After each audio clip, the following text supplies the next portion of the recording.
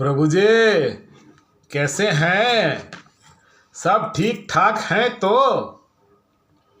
प्रभु का नाम ले रहे हैं तो प्रभु का नाम लेते रहिए, सब ठीक हो जाएगा।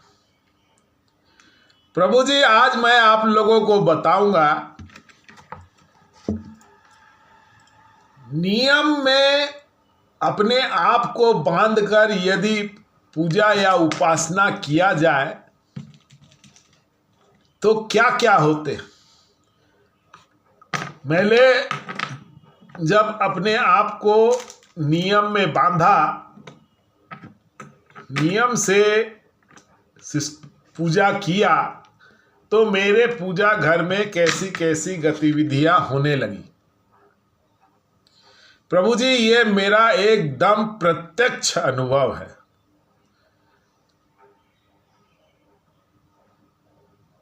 सबसे पहले मैं पूजा को जब मैंने अपने आप को जब नियम में बांधा, नियम में बांधने का मतलब है एक पर्टिकुलर टाइम में पूजा करो, एक ही भोग दो, भोग को बार बार बदलो मत, भोग में कोई बड़ी चीज मत दो, थोड़ा चीनी दे दो या बतासा दे दो या इलायची दे दो, इलायची दाना सफ़ेद सफ़ेद गोल गोल जो आता है, कुछ भी दो, लेकिन एक ही भोग दो, बार बार भोग को बदलो मत। एक पर्टिकुलर जो मंत्रों का आप जाप करते हैं, लोग बार बार मंत्रों को बदलते हैं, मंत्रों को बदलना नहीं है, मंत्रों को बदलना नहीं है, एक ही मंत्र को लगातार जाप करो। पूजा करने का आसन एक ही होना चाहिए, कपड़ा एक ही होना चाहिए। एक नियम बना लो कि हमें इतना ही करना है और यही करना है। जब मैंने अपने आप को नियम में बांधकर उपासना किया तो मेरे पूजा घर में कैसी कैसी गतिविधियां होने लगी। प्रभु जी सबसे पहला अनुभव ये हुआ, मैं पूजा में जो भोग देता था या थोड़ा सा पानी, थोड़ा सा छोटे से ग्लास में पानी देता था, वो गायब होने लगा। पहले पहले तो मुझे समझ में नहीं आया, मेरी पत्नी मुझे डांट लगाई कि आज तुमने भोग नहीं दिया, आज तुमने पानी नहीं दिया। मैंने बोला भाई मैंने तो दिया है, मैं सोचा भूल गया हूँगा, लेकिन मैं हर दिन देता हूँ और याद करके दिया। उसके बाद भी मैंने देखा चीज़ें गायब होने लगी। मेरे को बड़ा आश्चर्य हुआ। मैं सोचा कि कहीं बिल्ली कोई जीव आता होगा, खा लेता होगा, तो मैंने जितने भी वेंटिलेटर्स थे सबको बंद कर दिए। बंद करने के बाद भी मैंने देखा कभी भोग गायब हो जाता है तो कभी पानी गायब हो जाता है। फिर भी मुझे लगा कहीं से घुस आता है तो मैंने उसे ढक दिया। ढकने के बाद भी मैंने देखा चीज़ें वैसे ही होती है, कभी भोग गायब हो जाता है तो कभी पानी गायब हो जाता है। ये मेरा एकदम प्रत्यक्ष अनुभव है। प्रभु जी इस चीज़ को मैंने प्रत्यक्ष अनुभव किया है।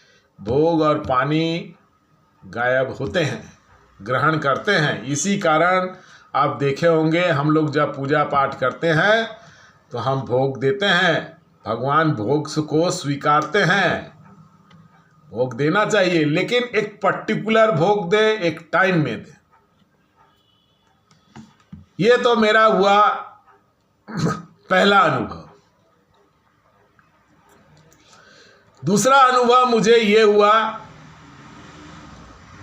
मैं जब पूजा कर रहा था, तो मैं पूजा करता हूँ तो करीब मेरा पूजा 40 मिनट का होता है।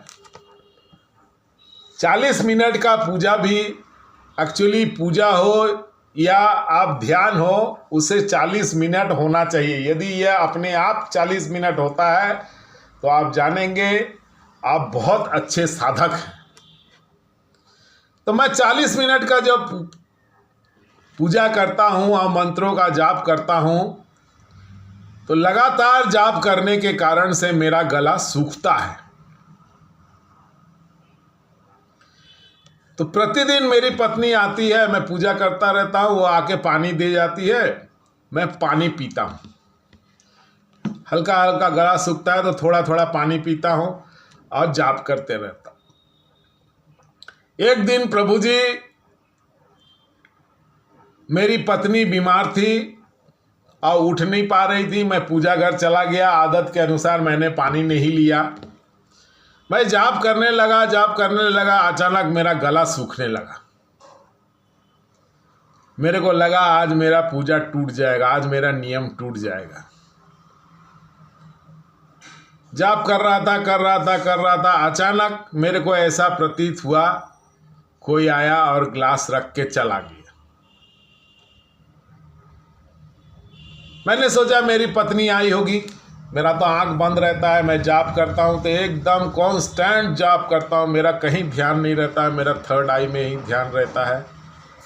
कुछ भी चीज़ आसपास होती है उस सब चीज़ों का ध्यान नहीं। लेकिन मुझे इतना एहसास हुआ कोई पानी रख के चला गया और मैंने पानी पिया। पूजा पाठ खत्म होने के बाद में मैं जब आया, थोड़ा लेटा, उसके बाद खाना खाने के लिए अपनी पत्नी को बुलाया तो मेरी पत्नी खाना दे रही थी। मेरी पत्नी बोली मैं तुमको हर रोज़ पानी देती हूँ, आज मैं उठ नहीं पाई, तुम पानी बिना आज बहुत तकलीफ हुआ होगा। प्रभु जी, मेरा होश उड़ गया। बोला ना, तुम तो पानी दी हो। वो बोली पानी दी नहीं है। प्रभु जी, ये भी मेरा एकदम प्रत्यक्ष अनुभव है। एक दिन मैं ऐसे ही जाप कर रहा था, जब पूरा गला सूख रहा था, ऐसा लग रहा था अब मैं जाप नहीं कर पाऊंगा, मेरा नियम टूट जाएगा। लेकिन देखिए प्रभु का कृपा, ऐसा प्रतीत हुआ, ऐसा आया कि किसी ने मेरे पानी का, उस दिन जो ग्लास भी रखा था, वो जिस ग्लास में मेरी पत्नी स्टील का ग्लास में देती है, वो स्टील का ग्लास नहीं था। पूजा करने के लिए एक बड़ा ग्लास रखा हुआ था, उस पीतल के ग्लास में पानी रखा और मैंने पूरा पानी पी के पूरा पूजा कंप्लीट किया। ये मेरा एकदम प्रत्यक्ष अनुभव है, ये चीजें हुई।